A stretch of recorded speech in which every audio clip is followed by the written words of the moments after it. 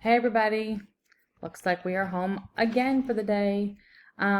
We do not have time to delay starting our narrative unit though. So I want to go over a little bit about where you can find some stuff that you need to read through today and start brainstorming for your narrative writing. So in the narrative writing folder, you'll find lots of information here. I'm going to read through these directions with you. So let's do that first. So in the narrative writing, there's a checklist here. You don't necessarily have to check off everything here, but this is a great place for you to make sure that you're including everything you need to in your narrative writing. So of course, if you're thinking back to our story plot and when we read Ricky Tikki, you want to make sure that at the beginning in your exposition that you are developing your plot, your characters, the setting with specific detail. Make sure you have a well-focused, well-defined conflict. Remember, the conflict doesn't necessarily have to be a fight. It can be a challenge or something that your character goes through, a struggle of some sort. Make sure your events are ordered clearly. Remember, this is chronological order, so the events happen in chronological order. Use dialogue if you want to. That's not necessary, but dialogue helps to advance your story. Show events rather than just telling about them. So this is where you want to think back to that Norman Rockwell picture that we did in class. Use descriptive language. This is where you should be thinking of your five senses. Think about what you want your reader to smell, taste, touch, hear, and see. Establish and maintain a point of view. If you are a character in the story, so you could be first person. And if you want to be a character in the story that is all-knowing, then you're going to want to take that third person point of view. Use transition words and phrases to maintain that coherence. Remember, you want fluency. It should flow. The reader should be able to transition throughout your story and know that it's moving from rising action to climax to falling action and so forth. Again, use all of your five senses to describe your setting, your characters, and your entire plot of your story. Now, this looks a little different than your informative and your argumentative essay. So when you're writing your narrative, think of paragraph 1 as your exposition.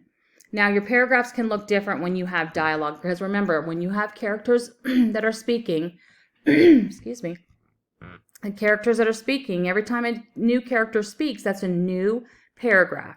So your paragraphs can be choppy. So you can have up to 10, 12 paragraphs. So don't get hung up on this 5-paragraph structure that I'm showing you, especially if you're using dialogue.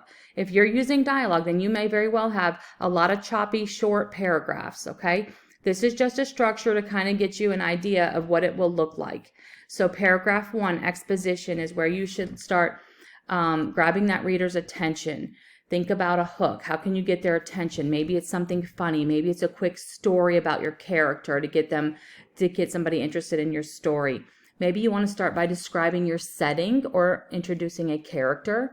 You can even introduce a conflict here. You don't want to start giving away too much about that conflict, but you can certainly introduce it a little bit. Paragraph 2 is the rising action. This is where you want to definitely go a little bit more into detail about the events that your character is going through. And of course, that's going to lead up to your climax. Paragraph 3 is going to, it can still be a little bit of your rising action leading into that climax, but the most of it is going to be that suspenseful part of your story, that most exciting part, that turning part of your story, okay? So make sure you hit that right in there in your climax. And then of course you're going to move into falling action, which is where you're going to start solving the problems. So you kind of have to look back to paragraph 2 and 3 and see, well, what did your characters go through? How are you going to start solving those problems that they went through?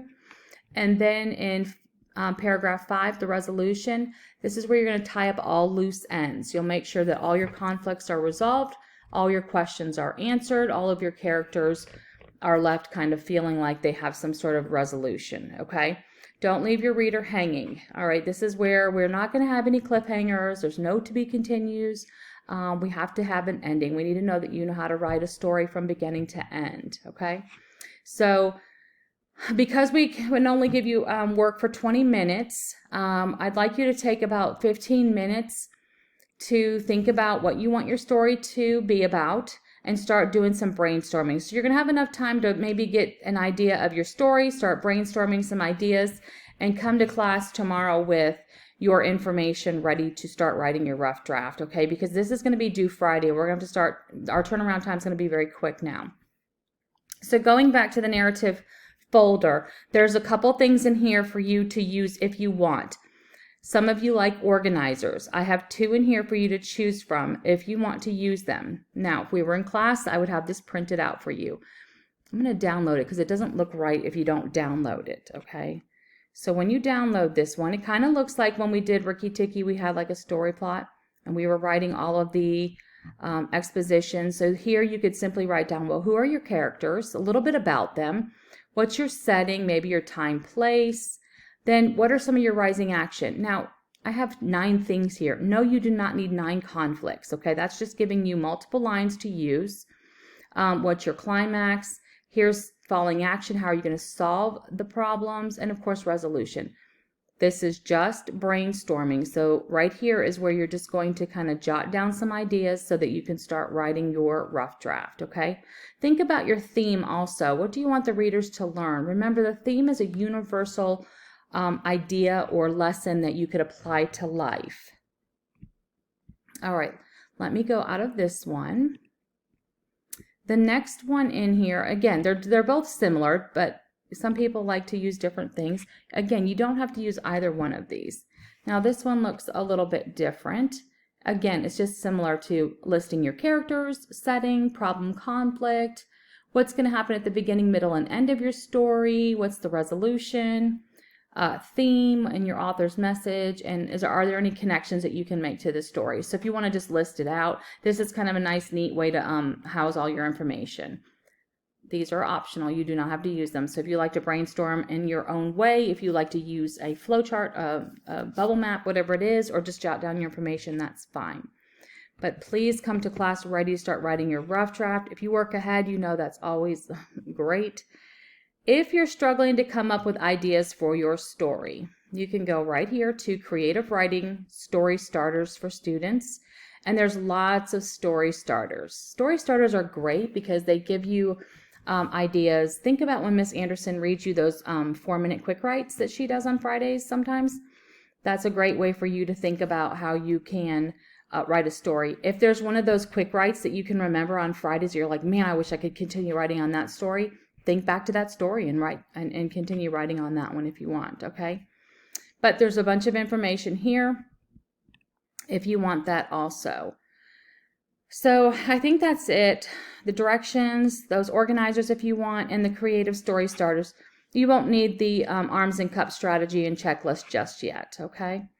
So that is all that we need you to do for this inclement weather day. Please, please, please brainstorm. Have some information jotted down. If you want to start your rough draft and you're ready to start doing that, please do that. Work for about 20 minutes and have something ready to go in class on Wednesday because we need to hit the ground running with this narrative. We do not have any time to waste. So it will be due Friday, and we don't have a minute to spare, okay? Email me if you need to today, if you have any questions about anything. Otherwise, just be thinking about your narrative and brainstorm your ideas and get it going. Have a great day, everybody. Bye.